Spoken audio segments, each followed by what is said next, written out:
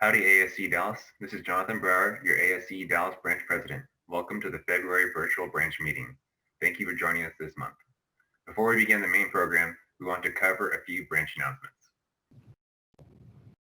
Howdy, my name is Sean Merrill and I am the AAC Dallas Branch Honors Chair for this year, and I'm pleased to announce the two winners of the Engineer of the Year Award and the Young Engineer of the Year Award for the Dallas Branch are our very own Tim Abrams and Chad Ostrander. Tim and Chad, please take a few minutes and say a few words. Thank you. Hello, fellow engineers. I am Tim Abrams, and I'm honored and surprised to receive the Dallas Branch ASCE 2020 Engineer of the Year Award. I feel fortunate to be a member of such an award-winning branch.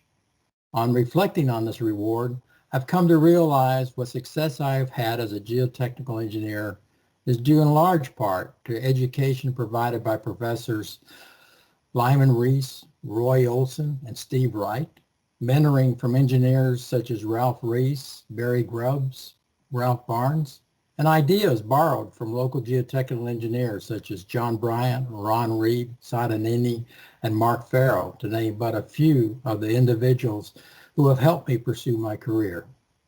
Terracon Engineers has been a great employer, providing me with the support needed to further my engineering skills and a chance to work on major infrastructure projects for the betterment of our community. However, the greatest boost to my career has been my amazing friend, companion, and wife, Joan. She manages our household and was largely responsible for raising Emily, John, Weston to be successful adults.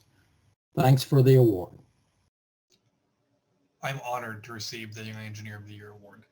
I'm in the company of some amazing engineers, with Philip Alcorn receiving this award last year and the late Anthony Luce receiving this award in 2019. This past year has been crazy for everybody, so I want to thank Julie Jones and the 2020 board members for making this year a success and giving me the opportunity to help in such a big way. I want to thank BGE and more specifically Sean Merrill for always encouraging me to be active with ASCE and giving me the tools to succeed. And lastly, I want to thank my wife Elizabeth for always being so understanding when I have to pull late nighters or work on the weekends. I'm lucky to work with some amazing young engineers in both BGE and ASCE. So to be recognized for my engineering work and my work with ASCE is truly an accomplishment. Thank you all. Howdy everyone, my name is Samantha Vale, the Education and Outreach Chair, as well as the Younger Member Chair. And I'm Nick Phillips, the Branch Director. So today, after our general meeting, we'll be hosting our second bridge program titled Basics of Negotiation, where our speaker, Mark Van Endel, will present negotiation terms, types, and preparation techniques for negotiation that can be applied to many real-world situations, including the workplace. After his presentation, Nick will lead a discussion on using the ASCE salary survey. So tune in today after the meeting from 1 to 2 to learn about negotiations. You can access the meeting on our website at ascdallas.org, on our social media accounts at ASC Dallas, or on our general and YM newsletters. And as a quick recap to January's program, we discussed PE exam preparation, which included a presentation given by Ed Penton, PE, followed up by a Q&A panel featuring recent test takers to answer questions regarding their experiences taking the PE exam. We would like to again thank the panelists, Philip Alcorn, PE, Daniel Diaz, Samuel Ewing, Hosna Muzavipour, and Blake Thrower. You can find a recording of the program on the ASCE Dallas Branch website or the YouTube channel. As always, we're very excited about this program and what it could offer. We're doing our best to have updates across ASCE's newsletters, meeting announcements, and emails so that everyone out there is very well informed. For more information regarding future bridge programs and events, if you are interested in getting involved with the programs, please contact Sam, Ed Penton, or myself via the contact information found on the branch website. Thank you guys, and we'll hopefully see you there. Howdy everyone, it's Samantha Vale again, the Education and Outreach Chair, as well as the Younger Member Chair. Come join the Dallas ASCE Younger Members for our February virtual YM social entitled Rhyme Night, this week on Thursday from 5:30 to 6:30. For this social, we're going to be working in teams to create a clever rhyme with limited time. See what I did there? It should be lots of fun, so I hope to see everyone there. Invite your friends and come join us. To access the social, visit our website, our social media accounts, as well as the general and younger member newsletters. Hello, my name is Brad Russell, your Dallas Chapter ASE Scholarship Chair, and I wanted to give you an update on this year's scholarship, the GB Man Scholarship. This is a scholarship awarded to high school senior students who attend school in the Dallas Branch region, which includes Collin, Cook, Dallas, Denton, Ellis, Kaufman, Navarro, and Rockwall counties, and who will be attending an institution of higher learning in the 2021 fall semester in pursuit of a degree in civil engineering. The deadline for the scholarship application is 5 p.m. Friday, March 26. You can find information about the scholarship, both the application form and the reference forms, on the Dallas ASCE website, which is dallasasce.org/branch_scholarships. At the bottom of the application form, you're giving a mailing address and an email address to send the completed forms. I wish everyone applying good luck, and I look forward to receiving a number of applications to review again this year. Thank you. In late January, we learned that our branch received 2 awards from the ASCE Leadership Training Committee. The Dallas branch was honored with a Certificate of Commendation for the Outstanding Section and Branch Award for large sections and branches. This is a fantastic honor for our branch and only reinforces our position as one of the strongest branches in the nation. A special thanks goes out to our ASCE Dallas branch past president, Julie Jones, for leading us through the past year. We also received a Certificate of Commendation for the Outstanding Section and Branch Website Award for large sections and branches. I would like to congratulate our entire communications committee for constantly refreshing and maintaining our website. Our digital footprint and presence online are more important right now more than ever during these virtual times. Philip Alcorn and Jignesh Thakkar are especially deserving of recognition for all the hard work they put into making our website look how it does. Thank you both for your service to the branch and to the civil engineering community. Hi, this is Chad Ostrander. As this year's fundraising chair, I am proud to announce the sponsorship opportunities for 2021. Our virtual meeting sponsorships this year will consist of a 2 to 3 minute video by the sponsoring company. This can be a produced marketing video if you have one available, or any other form of company promotion. Our virtual meetings during 2020 consistently reached over 500 views per month, and will stay up on our ASCE Dallas YouTube channel indefinitely. If your company is interested in sponsoring a meeting or the 2021 Scholarship Golf Tournament, please contact me at fundraising@dallasasce.org or visit us online at dallasasce.org and navigate to become a sponsor. And thank you to our February meeting sponsor, BGE Inc. It's hard to know the soul of a company before you work there. BGE Life is challenging, exciting, innovative, thought-provoking, and fun. It's experiences, success, and learning. BGE is growing in size, geographic spread, engineering specialties, capabilities, and opportunities. Our work here at BGE makes everyday life better. We make traffic flow, water clean, and pave the way for communities to grow. We're proud of our success and proud of the team of very diverse individuals who make it happen. But BGE Life isn't just what happens in the office. BGE Life is about time away from work as well, with family, friends, and giving back. Our soul comes from a culture of collaboration and personal growth. We'd love for you to be a part of the team and experience the BGE Life.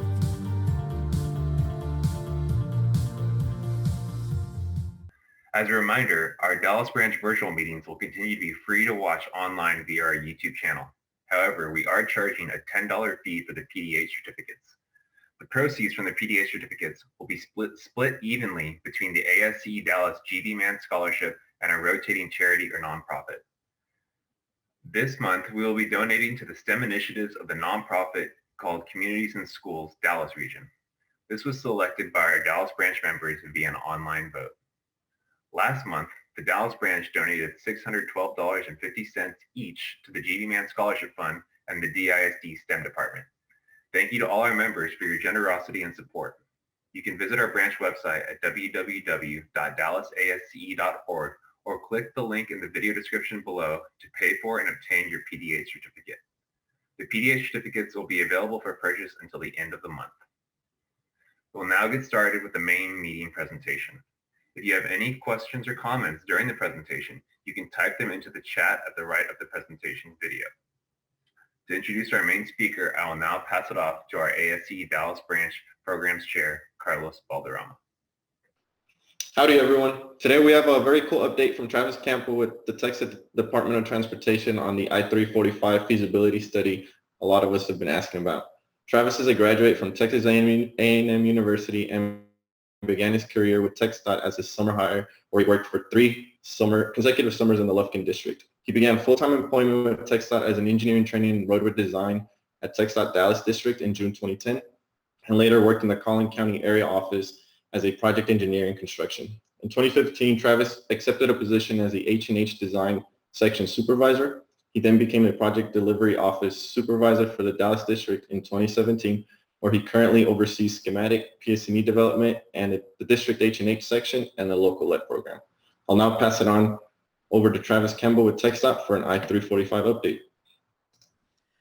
Thanks, Carlos. I appreciate it. And thanks to ASCE for having me today. I really appreciate this opportunity to speak and share about this project. I am Travis Campbell, working for the Texas Department of Transportation. Our project delivery office, we get to do a lot of big mobility type projects, and 345 is definitely one of our more unique projects that we're working on, and it's just it's a very exciting, quickly evolving project. And so, yeah, I'll dive right into the update here. So let me get this screen. So Interstate 345, I-345 feasibility study from I-30 to Woodall-Rogers Freeway, spur 366. So let me show the first slide we have here. All right, so this first slide, this is just a location map. This is the feasibility study overview. Our limits run from I-30 to Woodall-Rogers. We are looking slightly south and slightly north of that. So you can kind of see on the map there, the yellow limits are the actual study limits, but the I-345 corridor itself runs from 30 to Woodall-Rogers Freeway. It's about 1.4 miles long, and it does see an average daily traffic of 180,000 vehicles per day. So it's a heavily traveled corridor. There's a lot of traffic on it. That 180,000 vehicles is both directions. So that is the total amount of traffic it sees every day. So that's kind of just the overview of what we're looking at and where. So project development process. So I want to spend a little time here talking about what this feasibility study is doing and what is the differences between that and the rest of the project development process. I know there's plenty out there that know TxDOT projects, but every different discipline has a little different project development cycle. So I kind of want to talk about what this feasibility is doing, and we'll get into the actual purposes later. But identify need, there, the first box on the screen, that's kind of related to City Map, and I've got some slides on City Map and what it did here in a few minutes. But that kind of identified the need of 345 to have a further study. And we kind of call that a 30,000 foot view. A feasibility study is kind of zoomed in. It's more of a 10,000 foot view, a little more detailed look. City Map was more of a regional, looking kind of at the 35 corridor, right close to downtown, 30 Canyon, Woodall-Rogers, and 345 as well. This feasibility study is focused on 345, and that you can see the "we are here," the red arrow. After we complete the feasibility study, we move into our preliminary design and schematic. And I really want to spend a minute talking about the differences between those two. We are doing a lot of detailed geometrics and design in this feasibility study to make sure that the options we present to the public are actually feasible. What we don't want to do is talk about options that aren't going to work geometrically, or we find out further down the road that, hey, we propose something and it's not going to work, whether it's for drainage reasons or alignments or environmental constraints, something along those lines. So we are diving into those details in the feasibility study, but really the feasibility study, the purpose is to find what are we going to do with the freeway, and we'll talk about the options we have on the table here in a moment. But the feasibility study, the end result is not going to be the schematic. Here's the alignment, here's the vertical, here's the horizontal, this is where the roadway is going to be. It's going to be this is what we're going to take forward into Schematic. And Schematic is what's going to take and dive into the true details of the engineering and really lay that out onto the full schematic profiles that everyone is used to seeing. And so we keep having the conversation with local government and folks that are interested in this project. It's not the end of the design process at feasibility study. We may show ramping configurations or alignments just to make sure we have a proof of concept that it's working, but it doesn't mean that we're stuck with anything as far as alignments. The feasibility study is going to recommend a concept that is moved forward, a singular concept that's moved forward into the schematic. So once we get through the feasibility study, we move into the preliminary design and schematic. Talked a little bit about that already. That's where we're doing our detailed alignments and going through impacts and setting the footprint of the project. And from that, we take and we do our environmental study and documentation. We'll clear the project environmentally with that. And then once those two steps are done, we'll move into our final design. And that's our detailed PS&E, or what we call our plans, specifications, and estimate. That's our construction plans. That is the nitty gritty. That is as detailed as you can get. You're detailing your drainage, your storm sewer, every bit of your typical section is looked at and detailed on those detailed construction plans. We've also got ongoing utility coordination and relocation. That doesn't have to wait. It doesn't have to be waiting until the final design is finished, but we will have to progress that final design to a certain point that we feel comfortable that, hey, we can move these utilities and they're not going to be impacted later with a change. A big box that probably most folks are used to seeing in this process for TxDOT is right-of-way acquisition. Talk a little more about that later, but we are staying inside of the existing right-of-way footprint. All of the alternatives we looked at so far are staying inside of the right-of-way footprint. Again, makes this a very unique project. Typically, we're talking about how much wider we're going to have to go to the additional footprint we're going to need to build a project, and this one does not. So we'll be moving those utilities, and then once that's complete, we'll go to construction. Timeline-wise, it's really hard to say exactly for a project like this. To begin construction, we're probably in minimum 5, but more likely in that 10-year time frame. We most likely what's going to be critical path is getting this thing funded and first getting it into the MTP. That's our Metropolitan Transportation Plan. And so that's a 25-year planning document. And so it takes some time to get that in there. Once we know exactly what we're going to do. From there, we've got to get it funded and get into our TxDOT UTP. That's our 10-year planning document. And then obviously from there, you run into the STIP. That's our 4-year planning document. So we've got to make sure that the project gets into those documents appropriately and that it's identified correctly. And then from there gets funded. And that's most likely going to be what's our critical path on actually seeing this thing go to construction is going to be the funding. So we're probably in that 5 to 10-year time frame, albeit things could change depending on what we hear back from the public and these public meetings and any sorts of things that change along the design path. So let me keep going here. This is kind of a breakdown of our feasibility study approach. This is our overview. We've got define, develop, refine, and deliver. That's just kind of the key aspects of this study and what we're doing. We've kind of wrapped our define, and I've got some of that here on the next slide. We're really in our develop. And the two aspects of that we've been focusing on here at the beginning have been public involvement, public engagement, getting the knowledge out there to people about what's going on and what we're doing and wanting to hear from folks. And the other aspect has been traffic. We've been spending a tremendous amount of time on our traffic modeling. With a freeway of 180,000 vehicles per day, traffic modeling has got to be a key and a core component to our study, and it is. And so we've been spending a tremendous amount of time. We're still going through the details on that, and we're really excited to get that information out to the public for each one of these alternatives. How does it impact traffic in the immediate area and in the region as well? So study overview, goals and objectives. This is kind of that defined. We want to have an inclusive, transparent, collaborative public involvement process. We want to work collaboratively with our stakeholders. And so there's a lot that goes into that, but part of that has been often we've been recurring and often we've been meeting with our local government partner, the city of Dallas through here, as we make steps along the process. We bring them in, or we're usually meeting every other week or sometimes once a month just to get them up to speed on everything we've done. We've been sending them our drawings and our exhibits and asking for their input. Hey, what's important to you? What do we need to change? And trying to make sure we're hand in hand with the city of Dallas. Other stakeholders like DART, we've been meeting with DART regularly to understand what they've got going through here. We've been meeting with North Central Texas Council of Governments, our COG, and making sure that they're in the loop. And so we want to make sure, I've got a slide here in a minute that kind of just shows all the other projects going on in the area. But we want to make sure that we're working hand in hand with everything and collaboratively with our partners. We want to review recommendations from previous studies. I hit on City Map a minute ago. I'm going to kind of dive into the details of City Map here in just a minute. We want to provide the best solution that maintains safety, mobility, and operability.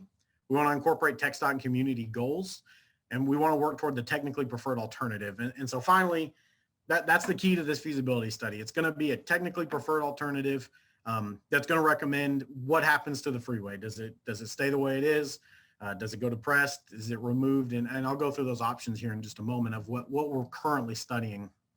But that I want to keep reiterating that is the end of this feasibility study. Then we kind of dive into the details of the schematic after that. So moving along here, why are we doing what we're doing? We regularly review our existing infrastructure, and that's a big question. Why are we talking about this now? What's the purpose of this study? And there's a lot of reasons, but one of them is that I-345 will reach its current lifespan in the next 25 years. That's not exact. That doesn't mean it has to be 25 years. It could be 20, it could be 30. But we're estimating based on the life of the structure and some repairs that we just did out there that we're expecting that 25-year lifespan. And so we want to have a plan in place so that if funding becomes available sooner, if it becomes a priority to the region, that this thing gets done quicker, that we have a plan in place. If we go out, we do routine bridge inspections on all of our structures. The existing 345 is on bridge, pretty much the entire length between 30 and Woodall Rogers. So if we go out and do an inspection and we find that something is deteriorating faster than we thought it was, we want to have that plan in place, and we don't want to rush it. We want to have time to work collaboratively with our local partners, the public, property owners, business owners, everybody in the area. We want to do our best to hear from everybody, hear their concerns, and find a way to accomplish as many goals as TxDOT has and the community has as possible. So the department's conducting this feasibility study to plan for the future of the roadway. We want to integrate plans from 345 TxDOT projects, City of Dallas. So there's a lot going on in this area, and it's all going to impact 345 one way or the other. So we want to take this thing down the road far enough that we're making educated decisions on, for instance, our 30 Canyon project or our 30 East Corridor project. And I've got a map of that here. It's the next slide. The study will incorporate feedback from stakeholders, traffic data, current and future development plans to develop and assess our conceptual alternatives. So here's that map I've referenced a few times. You can see there's a lot going on in the area. TxDOT's got a lot of projects. The City of Dallas has a lot of projects, and so does DART. And so I'll kind of just run through. We've got Lois Stemmons in construction, Horseshoe completed. That's the 3035E down on the southwest quadrant of the downtown area. We've got SM Wright Phase 1 wrapping with SM Wright Phase 2 that's recently gone to construction. We've got the Canyon there, that's 30 between 35E and 345. That's in final design as we speak. We've got 30 East that's picking up from where Canyon leaves off at 345 and going east. City of Dallas has the Mill Creek Tunnel project, and then DART has the D2 project. And that's not everything. That's just most of the bigger ones through here. But DART has their D2 project that goes right through the 345 corridor. So there's a lot going on. And we need to make sure that we're answering questions from our partners and our other TxDOT projects with knowledge of the project versus making assumptions that might change things in the future or keep different projects from doing what they need to do. So we're progressing that 345 to help us answer those questions, but we're making sure that all of these projects are working together versus having adverse impacts to one another. Okay, so project history, 345, the need was identified for 345 in 1952. Efforts to obtain the interstate designation began in 1956. The highway designation was received in 1965. And The construction began in 1968, opened to traffic in 1973. There was an effort to maintain the continuity of the street grid below it. If you're ever out there on the corridor and kind of look at the configuration of those bridges, they're all very unique. None of them are the same. There's no consistent spans. And the reason it was designed in that way is to try to maintain as much of the city street grid below it as possible, and to keep all those connections open. And so the existing structure has a very unique shape today. And so we're at the next public meeting. We've been diving into a lot of the history in the area and talking to local historians. And so we wanted to understand the impacts to the neighborhoods that were out there before this highway came through, when the need was identified in the 50s. And so we wanted to understand what was out there, what was impacted, and we're looking forward to presenting some of that information at the next public meeting. So the next on the project history, where there was a study conducted in 2012 that was intended to improve the structural condition of the bridge, reduce the maintenance costs, reduce the frequency of the maintenance and preservation activities. And so this study really focused on maintaining the structure that was out there, and ultimately led to a repair project. And there was two identified. There was the steel members and the concrete members. And so the repairs began in 2014. The first of the two began in 2014. Completed quickly after that. And that's what has gotten us to the point where we feel comfortable that the structures are going to last to 2045, was through that first round of repairs. There's another round of repairs that we're actually in the planning on, that would look at the concrete members versus the steel members that we completed those repairs on in 2014. All right, moving along. So city map, I've mentioned it several times, and it's a very, very long study. Report that was created, so we won't hit all of it today, but basically it was studied the interstate system surrounding downtown Dallas. And so you can kind of see the map there in blue of what city map looked at. It developed several scenarios for the interstates, and what we like to discuss city map is it's the art of the possible. We're not reinventing anything that city map did. With our I345 study, we're building on the work that city map did and continuing it. Like I said, city map was more of a regional kind of whole look at the downtown system, so the freeway system. Ours is breaking out 345 and building on the work that city map did and moving that forward. And again, the best way I've found to describe it is city map was a 30,000 foot view. Our feasibility study is a 10,000 foot view specifically on that 345 corridor. So city map developed 4 scenarios for I-345. And I've got each of those I'll throw up on the screen here in just a second. New feasible alternatives developed through the current study will also be considered, and we'll talk about that here too. So just kind of going through city map, there was a no build, do nothing, leave it the way it is, keep it elevated.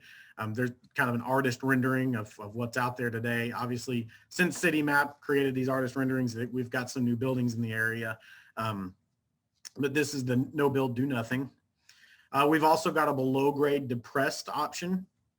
And so this is kind of, if you think US 75 headed north out of downtown, this is that option where you've got your frontage roads, or doesn't have to be a frontage road. We've got what we're looking at, that bullet point mentioned is different alternatives present themselves in this feasibility study. We're looking at them, and we are. And so we've got this depressed option with the frontage road network up high, kind of very much similar to US 75, but we've also got options that are looking at depressed, but with no frontage road network and more of a city street grid on top of it, and tying the city street grid on top of that together. And we've been calling that our hybrid option. And so that's kind of the depressed artist rendering. We've also got the removal option. And this option looks at removing the I-345 corridor and going to more of a boulevard, relying on your city street grid. And so that's this boulevard removed freeway here. And then this is the elevate freeway with ramp modifications. And so this is similar to keeping it the way it is, but this is proposing the full reconstruction, but going in there and doing operational improvements, fixing some weaves, changing some access and some alignments of some ramping to just improve the operations through the corridor. So let me dive into what we've been doing with this feasibility study and our public outreach that I mentioned before. That's been one of our primary activities here at the beginning. And we've been really focusing on our public involvement. And so we held a round of public meetings in December 2019. We had more than 1,300 respondents to a survey that we had. And so we want to find out what the public thinks about 345 and its future. So on the surveys, we're going to do surveys. This is just kind of a holistic approach to our public outreach. I'll dive into what we heard in December in just a moment, but our surveys, we want surveys to coincide with each of our public meeting series. We want folks' priorities and their preferences, how they use 345. We've been asking people, you know, are you using it to get to downtown or using it to travel through the area?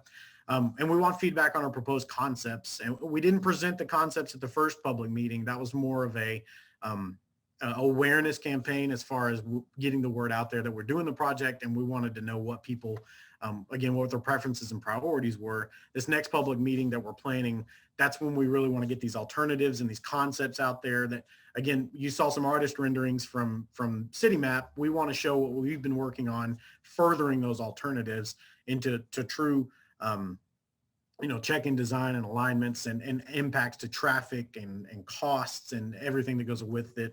I've got some details on that evaluation matrix here in just a moment. Meetings with key stakeholders and the public. There's that public meeting series, number 1, that was December 2019. Listening sessions, we completed the initial round in 2020. That list was 20, I think, less than 20, maybe 25 when we started. Towards the end, I think we held over 100 of these listening sessions, and they were 30 minutes to an hour, one-on-one. And we met with anybody and everybody. Basically, our message was that if anybody wants to talk about 345, we want to meet with them and we want to hear what they have to say. And so we met with, you know, obviously we're meeting with city staff, but local officials, state officials up to the federal level. We met with the county officials, business owners, property owners, private citizens that just were interested in the projects and had some interesting ideas, real estate groups, interest groups, homeowners associations, schools, you name it, we met with them. And that every time we met with one, we would put the plug out, you know, does anybody else want to meet that you know of?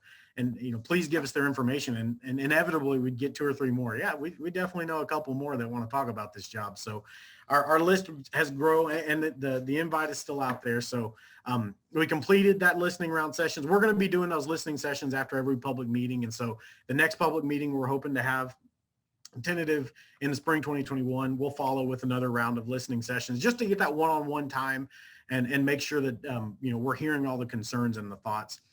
Finally, we're looking at a public meeting series, fall 2021, and I'll talk schedule on all these here in just a moment, but finishing this up with a final public meeting series. We'll kind of say, all right, we've given the alternatives out to the public. We've gotten their feedback. We've used that to iterate on them. And at that point, we're hoping to be able to narrow it down to a single alternative that we would present at the final public meeting series. We'd gain input on that. And then that's where we publish that final feasibility with that alternative that would move forward into schematic. And so some other outreach, we've been trying some new things to make sure we're trying to reach as many people as possible. We've got the website, 345study.com. We've got a dedicated email set up for this project. We've been doing a newsletter that has been new for us. And so we're trying to send out newsletters to everybody that's on our list, just because, you know, on a project like this, you go to a public meeting and you give your comments and then you don't hear anything 6-9 months. And we want to make sure there's a little more constant communication, just so that folks know that we're not sitting and waiting. And so we're putting out these newsletters on a more regular interval just to let them know what's going on in these time between these public meetings. Mailing list, presentations like we're doing today, press releases, social medias, fact sheets, and infographics. So that's kind of just a big overview. There's a lot going into the public outreach on this project, and we're doing our best to reach everybody. Survey results, listening sessions. All right, I kind of jumped the gun on this slide. So in 2020, we had more than 100 listening sessions, and I kind of went through all these here, but emergency responders, I did not mention those. And so basically, the end all is that we met with anybody and everybody that wanted to talk about the project. And it was really interesting to hear their thoughts and concerns, and we've got a lot of that and digesting that right now and going through the process. I've talked about this a lot, regular coordination meetings with City of Dallas, DART, and COG. Meeting with City of Dallas very frequently. They've got, you know, we're asking for input back and feedback from the city constantly, just to make sure that they know where we're at and we're going down the path that supports their vision of what they want in the future of this area. And as well as meeting with DART and COG, especially with DART's D2 project and what they've got going on there. So Specifically talking about the public meeting that we held in December 2019, we held 3. We had them all in the same week. Same information at each of them, but we held them in different regions, or not different regions, but different areas around Dallas, just again to make sure we can try to reach as many people as we could. We had 686 people attend those public meetings. They were very well attended. We had a survey that went along with it. You could do the survey digitally or on paper, but we got over 1,300 responses to the survey, as well as 129 traditional written comments. Some of those were at the meeting, some of them were mail-in, and then some verbal comments actually at the meeting as well. So with that feedback, I'll get into some results here in just a minute. We produced this map. This is zoomed in just on Dallas County of where we heard from people. It's just location of survey respondents. And so that's the area shaded in blue there. And we just kind of wanted to take a look at where we were hearing from people. If you zoom this map out, we did hear from people all over the DFW Metroplex, all over the state, even some outside of the state. And so we really did hear from folks that kind of all over, but we zoomed in here to Dallas just to get a clear view of where we actually heard from people. So survey results, we asked folks, how often do you use I-345? I think no surprise, most folks said weekly and daily. It is a very heavy commuter type freeway. And so most people are saying weekly and daily on that response. Then we asked them, when do you use I-345? Kind of pretty evenly split on this one: evening, afternoon rush hour, midday, morning rush hour, and then it falls off pretty quickly to late night and others. So again, that kind of ties back to the weekly and daily being kind of a commuter freeway. Why are you using I-345? And this was an interesting question we wanted to hear from people. And it is important to note you can respond to multiple. You can check multiple answers on this particular question. So most, we've got traveling to or from recreational activity at 813, traveling to or from entertainment, and then the highest being work-related travel or traveling to or from work. But very important to note that a lot of folks are using it for recreational activity and entertainment. And when you think about what's down in that area, Deep Ellum, downtown Dallas, Central Business District right there, that does make sense. And especially if you're using it for work or travel, and then after work, you're using it for entertainment. And so it was very, very interesting to see why people are using it and see how those responses panned out. So this particular slide is probably what most people are interested in. This is the actual question we asked people: what do you want to see happen to 345? And we intentionally didn't put a drop-down list. We didn't give them rankings or options. We just left a blank. What do you want to see happen to 345? And so we took everybody's responses and we aggregated them here onto this chart. So I'll briefly go through everything you see here. So at 31% of the response there in blue, that's the below grade option. So that's the depressed that we talked about a minute ago, similar to US 75. 27% shown in brown there, that's the no build, or keeping it elevated. So remain elevated, don't change it, just leave it the way it is.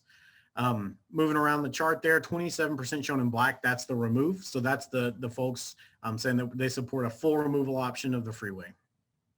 And then at 10% and 5%, those are kind of other. The 10%, there were things like elevate with ramping improvements, adding capacity, managed lanes, toll lanes. And so those we sorted there in the 10%. And then there was actually a 5% of the response was an at grade freeway. So that taking the freeway down to at grade level. And so the 10 and 5% were also freeway options as well. So that's what we heard from the public. The big takeaway here for TxDOT at this point is that of the options that City Map proposed, keeping it elevated, depressing it, or removing it, the interest of the public is that those options are moved forward and that we're further studied. And so that's what we're doing. These options, below grade, keeping it elevated, and removal, they're all being studied. Traffic is being analyzed on each of them, and they're all on the table. And that's what we want to present to the public next time, is the accompanying data that goes with each one of these alternatives. So kind of talked about this a lot already. So what could I-345 look like? And so we've got existing, no build, do nothing. I'm going to go through these pretty quick because we've kind of talked about these a lot. But these are what we're studying with the feasibility study. And so that's what the public, along with City Map, recommended these things. And so that's what we're pushing forward with. So existing, no build, do nothing. Depressed, similar to US 75. Removal, that's the complete removal of the freeway going back to the city street grid. Hybrid is something that's kind of come out of our conversations with local government, and as we've kind of iterated on the design of depressed to see what we could do to do something different. And that's where, so hybrid is similar to US 75 where the main lanes are depressed, but instead of a frontage road system on top, you've got more of a street grid network on top. And so that's kind of a newer alternative that we're studying as well. And then we've got elevated, similar to existing, smaller footprint, but keeping the elevated highway with aesthetic improvements and improved access and operational improvements. So that's what the feasibility is studying right now. So the traffic is being run on right now, and that's what we're going to present all of the accompanying data to each one of these alternatives to the public at the next public meeting. Okay, final slide here on the survey. I am interested in because most folks were local residents or commuters. So 67% local residents, 21% commuters. The rest were business owners, employees, students, public officials, school officials. And so a good sample of other, but majority of folks were people that live there and commuters through the area. All right, so kind of shifting gears. So that was a lot of public outreach, what we've been doing with the public. And what we plan to do, we're going to keep doing these public meetings and keep doing these listening sessions, and we continue to want to hear from anybody that wants to talk about the project. But the other big focus has been traffic, and we talked a little bit. It's got 180,000 vehicles on it per day, and so traffic has got to be a focal point of our study. And we've been building one of the largest traffic models performed by TxDOT. It's an incredible model that it's really looking at a large area, and I'm going to go into the details of that. So the traffic model is going to evaluate the impacts to the regional and the local transportation system. And so I kind of want to divide our efforts in two. So we've got our regional model and we've got our local micro simulation. Our regional model is looking at everything in the area from 630. Basically, it's a loop of 635, 20, and loop 12. And so all the freeways and major arterials in the area, we want to look at the impact of what happens if you change 345, whether that's something minor like access changes, changing a ramp, moving a ramp, all the way to changing the alignment to act full removal. What happens to the region? What happens to the traffic on 635, or what happens to the traffic on 20, or even something closer? What happens to 335E right on the other side of downtown? And so that's what our regional model is going to help us answer those tough questions. The other side of this is our micro simulation, and that's going to zoom in on that 345 area and really look at how 345 is operating along with the local city streets right around it. So when you exit to Main Commerce Elm, what's happening in that immediate area? And so with those two models, they're both doing the same thing. Micro simulation is going to see what happens when you change 345. It'll help us understand how these alternatives impact traffic to the immediate area and the region as well. The traffic's going to allow us to study to understand where the users are coming from and to. So we're using some streetlight data that is fairly new, and it's basically allowing us to see not exactly, of course, but what region. It's kind of broken up into zones, sub areas, where folks are coming from and where they're going to, and so we can kind of see how they're using I-345 and why they're using I-345, and that really helps us calibrate our models so that as changes are introduced to the 345 corridor, if we know their origin and destination, then that helps the models predict how folks are going to travel and change. If something changes 345, if there's access taken away and they need to go to a certain spot, knowing that origin and destination really helps us predict how that's going to change in the area. So that's been really interesting, and it's really been helpful to see that streetlight origin destination data. Finally, analyze how changes to the corridor would change during the day. And we've been talking, that's kind of what I've been saying over and over, is we want to understand how any change, even small changes, impact the traffic in the area. One final tidbit here is early traffic. We've seen that about 84% of the traffic with our origin destination data, 84% of that traffic is traveling through downtown, where about 16% of that traffic is going to or from a downtown location. So just a quick tidbit there. All right, evaluation matrix. So this is something that I mentioned we want to present to the public in the next public meeting. And so what this is going to be is it'll accompany every alternative. And so this is what TxDOT considers and includes in the decision-making process. And we want to make sure that the public sees that and what goes into selecting that final alternative. And so we get this question a lot, is what is the decision? How is the decision made? And ultimately TxDOT makes the decision, but everything you see here is considered and put into a decision matrix to help guide our decision. And so that's stakeholder input, public input, local government input, elected officials input. And so that's a lot of that public involvement process that we've been talking about. But we also look at engineering analysis, traffic, right-of-way requirements. This project is very unique in that we're not looking at a bigger footprint, but we're looking at, can we save right-of-way anywhere? Existing and planned developments. The listening sessions have really helped us with this. The city was able to provide us some information, but they've really pointed us, and we've been meeting with specific developers that have expressed interest in the project. And then those developers have pointed us to other developers, and we've gained a lot of information from those listening sessions about what are their intents with their property in the next 5, 10, 15, 20 years. And we've been able to help, that data really helps us predict what's going to happen in the area. And so those meetings have been incredibly beneficial. Cost, economic impacts, other planning efforts, natural and cultural resources. So this is getting kind of into the environmental side of things, land use and parkland, water resources and floodplains, hazardous materials, and social and community impacts. And so all of these things are put into decision matrix that TxDOT ultimately uses to make the decision on what moves, which one of the alternatives moves forward to the final option, the technically preferred alternative. And so this is what would accompany each one of these alternatives at the next public meeting, is the data that goes along with each one of these things.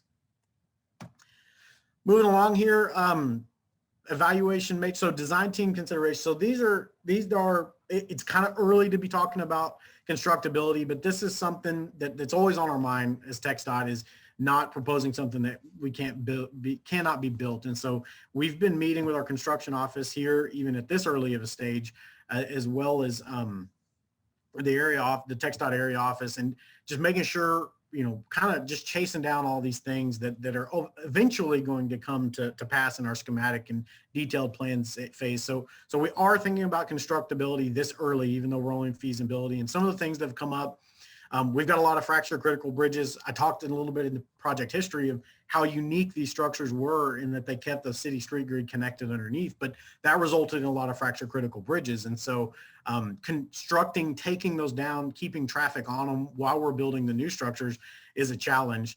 That's the phase removal challenges. We've got the existing DART at grade south of Good Latimer. So there's an existing DART line already there that's got a high frequency of trains through the area. So we've got to deal with keep it moving.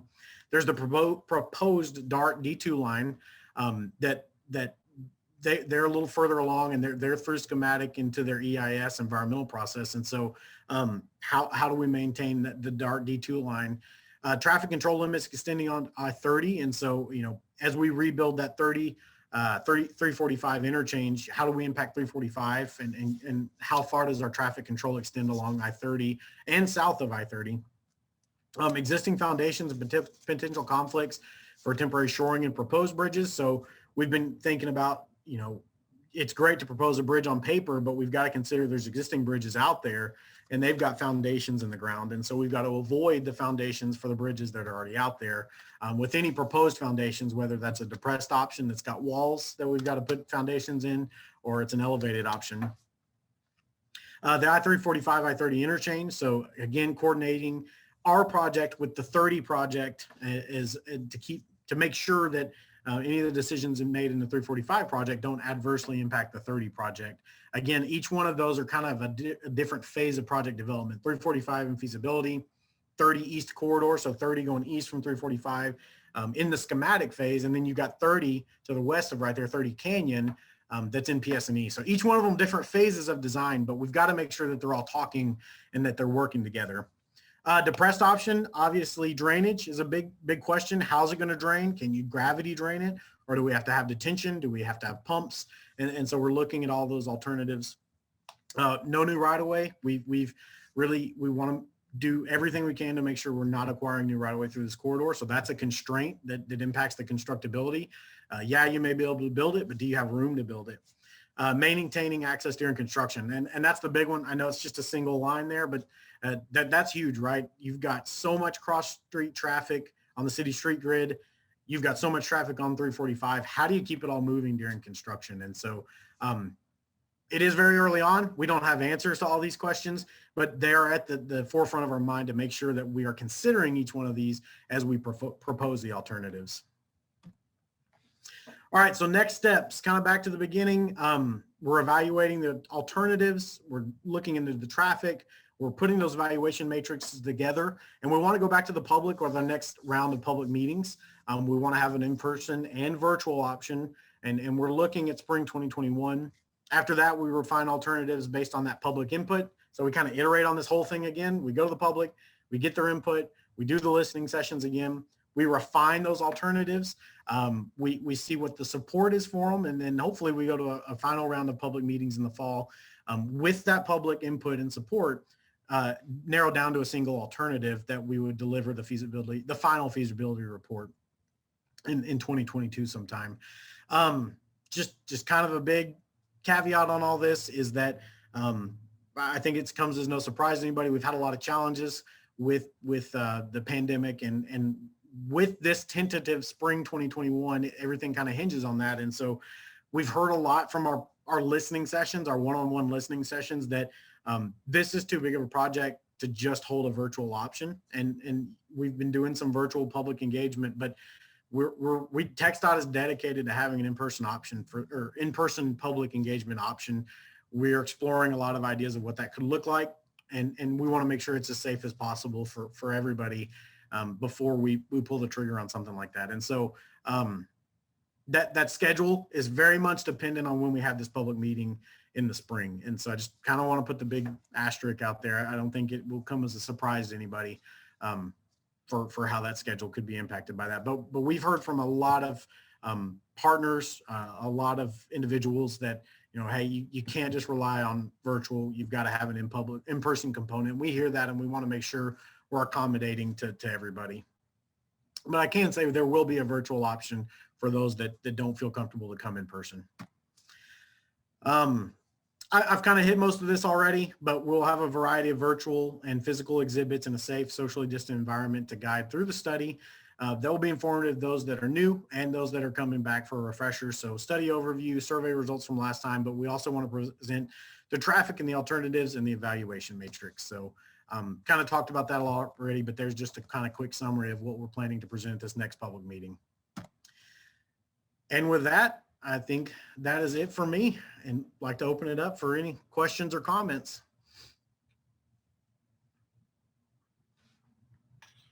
Hey Travis, this is Carlos. First, I want to thank you for giving us such a thorough update on I-345. A lot of us have been wondering, what step in the process the project is. So really appreciate you giving us as many details as you did. Also want to thank you, obviously, and your team, TxDOT, for keeping to improve transportation here in DFW Metroplex area. I think we all really appreciate that. We're all trying to cut down our commutes. So my question is, you showed a map, early on in the presentation near where the project is, and there's obviously a lot of activity there. You got projects in planning, design, you got DART. Can you give us a sneak peek as to how you and your team effectively manage coordinating all these projects and still manage I-345? Of course, and I appreciate the question. So I've pulled the map back up on the screen, and you're absolutely right. There's a ton going on. And so to begin on the traffic end of it, the traffic angle is we've done our best to identify. It's easy for TxDOT. We know what's coming, but we've worked closely with the city to identify what improvements they've got planned in the area. DART, we know their biggest improvement is the D2. And so our traffic modeling, even for the no build, is assuming that all of these projects are in and complete.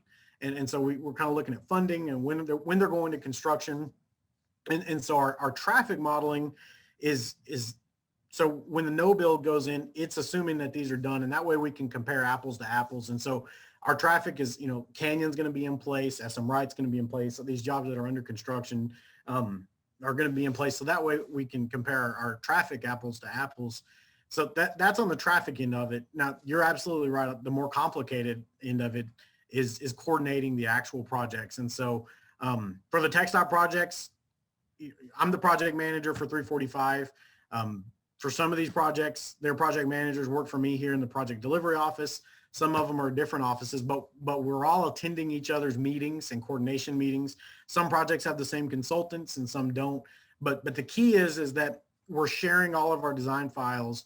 And when we're talking about, for instance, the 345 I30 interchange, we've got the 30 Canyon design team and the TxDOT project managers for that.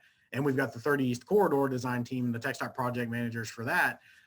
All in the room at the same time, talking together. And that way, hey, we're thinking about taking this ramp up and over this. What does that do to you? What is the impact to your project? And so we trickle out onto the other projects and try to track to make sure that we're not making a decision that's going to negatively impact the 30 East Corridor that's a little further along than this. And so we're holding that coordination communication regularly. Then with our other partners, City of Dallas and D2, just meeting frequently, sharing design files frequently. D2 has a current alignment where they're at. We have got options, but we know they've still got design to go through. And so we've got alternatives for depressed because right now D2 is proposed to go under the current alignment. They're proposed to be underground through that area. And so, but we know that they could change as they continue to further their design. So we have their current alignment. We've got options with it on depressed. We've got options without it that we've progressed without D2 in that alignment. And we're just making sure that as they change things, we're aware of it. If they shift up 5 or 10 feet, that we're able to accommodate that. And so it's just the answer may be too simple for what it really is, but it's constant communication and coordination and sharing of the design files. That's really how we're doing our best. And our administration is involved with every one of these projects, and they're really helping us make sure that we're in touch with the right people at our partner agencies and that we're all speaking. We have very frequent coordination with their administrations as well as ours to make sure that everybody's progressing these projects the right way. It sounds like a huge collaboration effort. Thank you, Travis. Yes, sir. Travis, I was curious about the DART D2 line and whether or not, this is Nancy Klein, whether or not DART's waiting on anything from you, or are you waiting on anything from DART? Just how's that coordination working? Yeah, and I think we met with DART this week actually, and so TxDOT's priority as well as DART's is that we don't hinder each other's project development, and so that's why I mentioned a minute ago. DART in their current alignment will impact a depressed alternative for 345. So I-345 not being as far down the road, having so many alternatives, we're trying to accommodate DART in their current alignment because they're not going to impact elevated right now or the removal. But again, we know that they could change. But what we've done with depressed is we've got an option with DART and without DART. And we can see how that impacts our projects. And we do have to go a little deeper for the depressed with DART in their current alignment. But I guess the short answer to that is no. We are making an effort to progress the engineering a little further than feasibility normally would, so that we can answer the questions that DART have of us. But we've taken their current alignment. We've done our best. We've made the options work. They're not precluding us from anything at this point. And so we are keeping an eye on their progress to see if it changes, and just making sure that any changes to their alignment we can accommodate with ours. But right now they're not hindering any of our progress. It doesn't stop any one of the alternatives that we've talked about, and we're supporting and answering any questions they have along the way so they can continue their project through their ultimate EIS approval. Hi, this is Ed Pinson. I have a question for you. Have you guys considered implementing a temporary closure of 345 to calibrate the models? So a real world closure of 345? A real world closure just to see what actually happens if you close it. That is not something that TxDOT is willing to consider as far as shutting down 345 now. And of course, it's one of the alternatives that's on the table. But we're going to continue running the modeling through the traffic modeling, but no, we've not entertained a real world shutdown of 345. Well, Travis, we really appreciate you taking the time to speak to us. This is a really big project and a really important project, and I know a lot of our members are going to be happy to hear about this. So Thanks again for taking the time today. Thank y'all for having me. And like I said, any venue to get the word out about what's going on and solicit feedback. So I really appreciate ASCE inviting me here and listening to the presentation. Yeah, and hopefully further down the line, we can have you back in person one day and get another update. Looking forward to an in-person meeting for sure. Okay. All right. Thank you, Travis. Thank y'all. If you have any additional questions you'd like to ask Travis, please put those in the comment section below. Those will be collected and emailed to our speaker later on this month. Remember, if you would like a PDH for today's presentation, please visit www.dallasasc.org or click the link in the video description below. This link will remain active until the end of the month. The PDH certificates will then be emailed out to the email address you registered for the meeting with during the last week of February. This general branch meeting is also accompanied by 2 Institute technical presentations. The Construction Institute will have Rupesh Kadam speaking on GeoPeer ground improvement solutions for the transportation sector. The Transportation Development Institute will have Parameshwar Ankam speaking on design validation using 3D modeling. Both of these presentations are available on our Dallas branch YouTube channel and qualify for 1 PDH each. Next month's meeting is scheduled for March 8th and will be a virtual meeting that will be broadcast via our ASC Dallas branch YouTube channel. We will have ASCE past president Norma Jean Mattei to talk about the Hard Rock Hotel collapse in New Orleans. Finally, I want to let you all know that we have received additional guidance from ASCE headquarters with regards to in-person meetings in the midst of the COVID-19 pandemic. Based on their guidance, we will not be holding any in-person events until at least after June 30th, 2021. We believe that this is the most prudent and inclusive course of action given the current state of the COVID-19 cases in the DFW area. I can promise you that our branch leadership will continue to work hard on alternative programming, resources, and benefits for you, our branch members, until we can finally come back together again in person. Thank you for attending the virtual Dallas branch meeting, and I hope you have a great week. With that, I will adjourn the meeting. Thanks, everyone.